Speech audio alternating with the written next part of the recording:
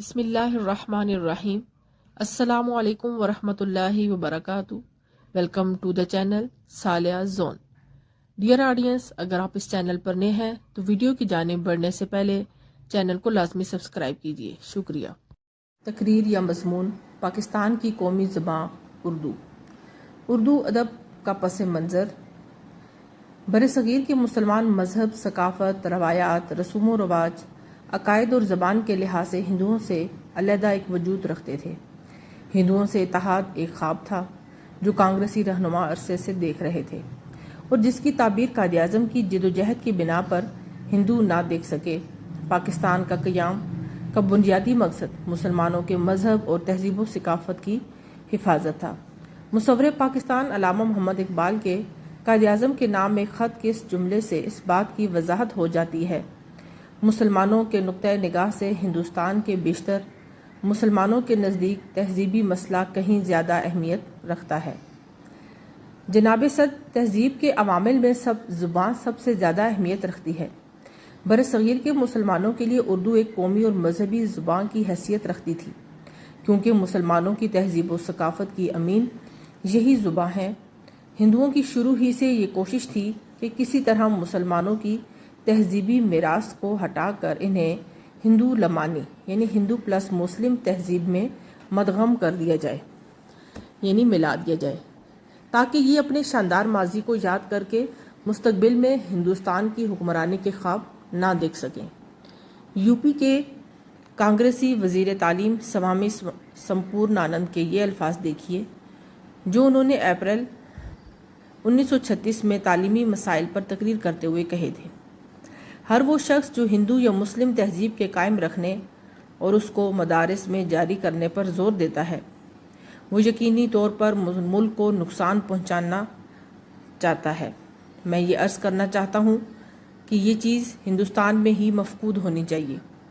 جب ہندو مسلم تہذیبیں مٹ جائیں گی تب ہی ہندوستانی تہذیب زندہ رہ سکے گی۔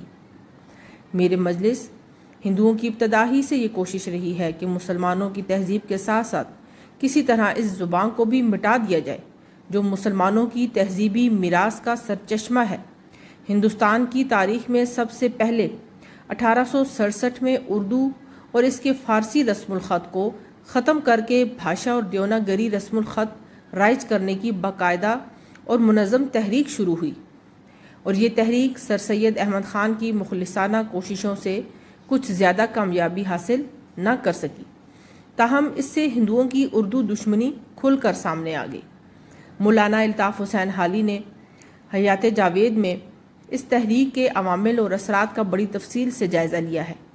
وہ لکھتے ہیں کہ اردو زبان جو حقیقت میں بھاشا کی ایک ترقی یافتہ صورت ہے، جس میں عربی اور فارسی کے صرف کسی قدر اسماء اس میں سے شامل ہیں جو آٹے میں نمک کے برابر ہیں، اس کو ہمارے ہم وطن بھائیوں نے صرف اسی بنا پر مٹانا چاہا کہ اس کی ترقی کی بنیاد مسلمانوں کے عہد میں پڑی تھی۔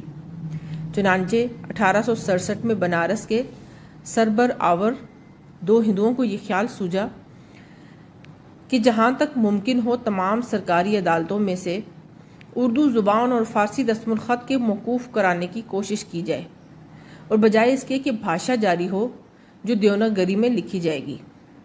سامعین معظم، سر سید احمد خان کہتے تھے، یہ پہلا موقع تھا جب یقین ہو گیا تھا کہ اب ہندو مسلمانوں کو بطور ایک قوم ساتھ چلنا اور دونوں کو ملا کر سب کے لیے ساتھ ساتھ کوشش کرنا محال ہے۔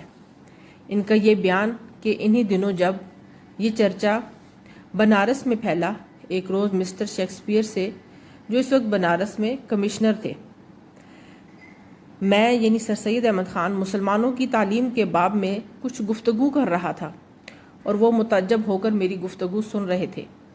آخر انہوں نے کہا کہ آج یہ پہلا موقع ہے کہ میں نے تم سے خاص مسلمانوں کی ترقی کا ذکر سنا ہے۔